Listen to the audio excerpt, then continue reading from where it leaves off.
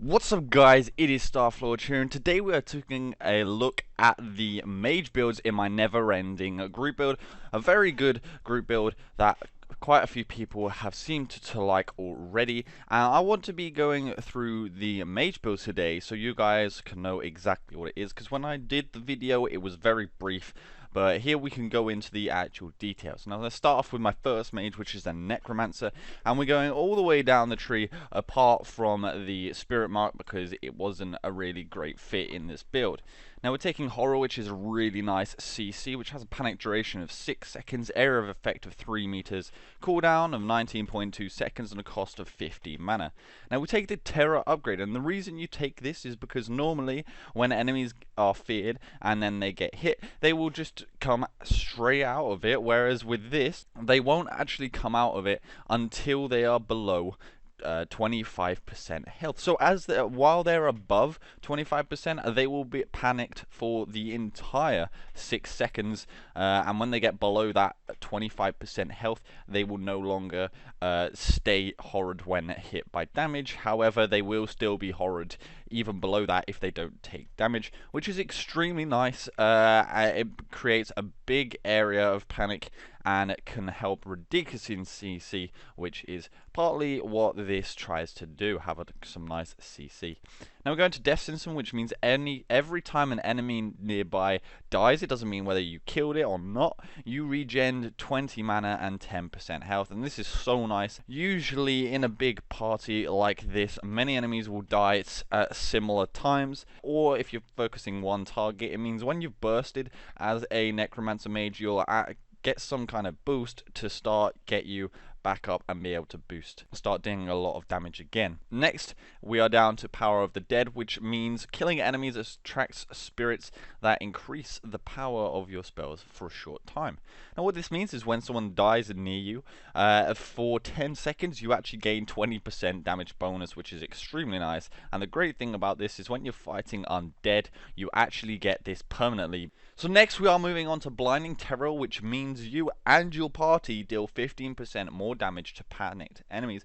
Next we're going to Simulacrum, which means when you are dead, you aren't dead.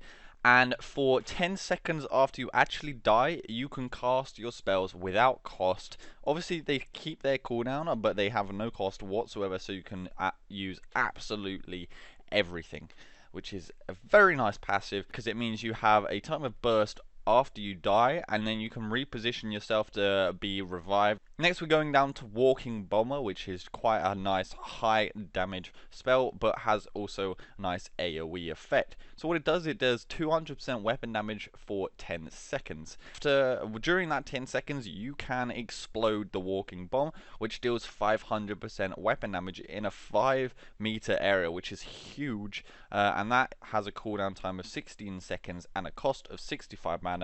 But I did do a video quite a long time ago where you can it shows you how to get a free Walking Bomb, and you can do it in this build.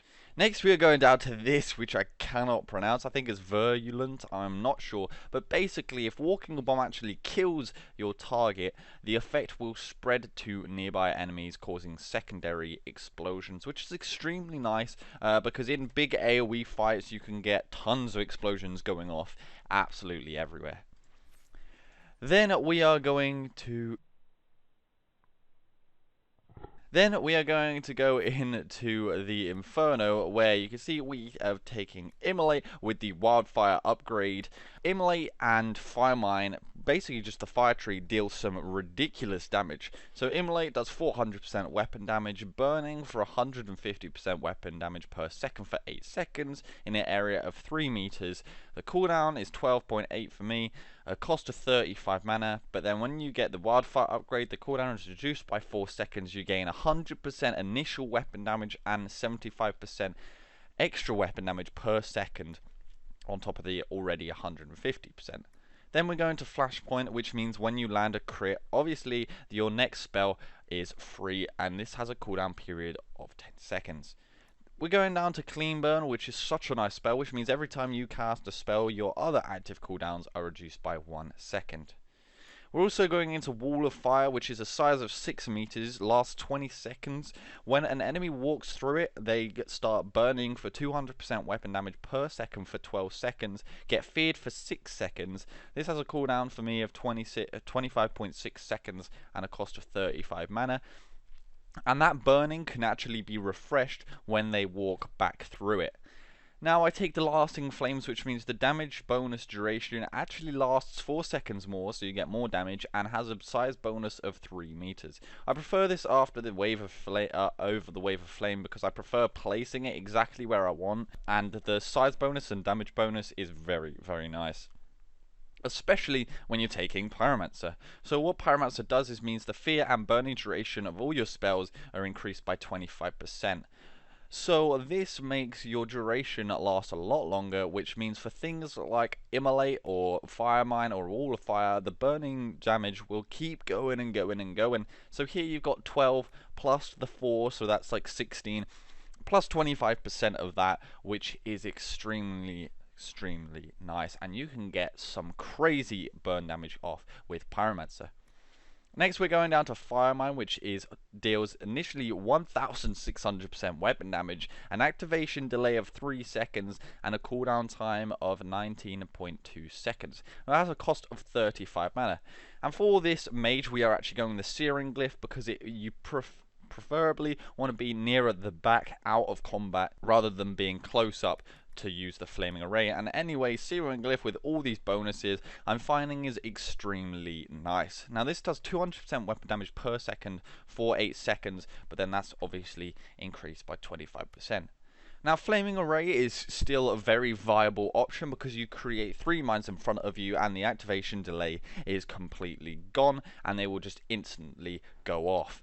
This is extremely nice when you can get it off and can lead to some ridiculous damage, but for this build I find Searing Glyph to actually be much better, and the burn damage to I prefer in some cases because you can put it down wherever you want on the battlefield, no matter where you are, and you can place it down rather than having to run up to someone. You can just place it down, which is extremely nice. Then we are going into the Storm Tree, where for this build you're actually only going to take Energy Barrage and Energy Bombardment. That is absolutely it. All of these other things I have taken for other testing, but for this build you would just take Energy Barrage and Energy Bombardment. Then what you do actually take for this build is Barrier. Now Barrier does 6,318 for me barrier shield, and this works in 4 meters, so anyone in their 4 meter area will get this huge barrier. Has a cooldown time of 19.2 seconds and a cost of 50 mana. Now energetic defense is the much better upgrade. It always will be unless they patch it, which means rather than decaying straight away, it will only decay after 5 seconds, and this is absolutely amazing. Peaceful Aura, now this is extremely nice in group builds because it means no matter what damage you do, your threat reduction is reduced by 50%.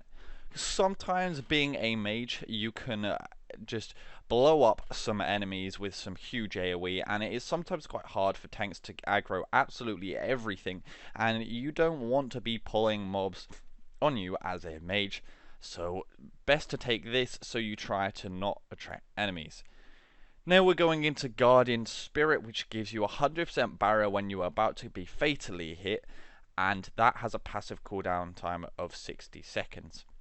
Now Mind Blast and Dispel are just to get into Revival, which has an area effect of 2 meters and anyone in that area. So if you actually get your allies dead on top of each other, they will both be able to be revived for this. And this has a cooldown of 48 seconds and a cost of 85 mana. Absolutely huge, but you can understand why it costs it because you're bringing them back to life. We're going the Life Ward upgrade, which means when they are back alive, they will have 25% damage resistance for 15 seconds, so that when they come up they don't instantly die. And also the great thing with having 2 mages is if one's reviving, try and get the other one to get a line up a barrier so that when they come up they get an instant barrier for survival. We're getting Rejuvenating Barrier, which gives you a mana regen of 35%. And this also works with stamina on allies if they have a barrier. and then strength of spirits, which means your barrier is increased by 50%, and that is the mage build done. Now I will do the other mage build quickly in another video along with one of the other classes. So I also want to know which class out of these builds you would like to see next. Is it the other mage build, the rogue build, which is mainly just my artifact build, or the warrior build?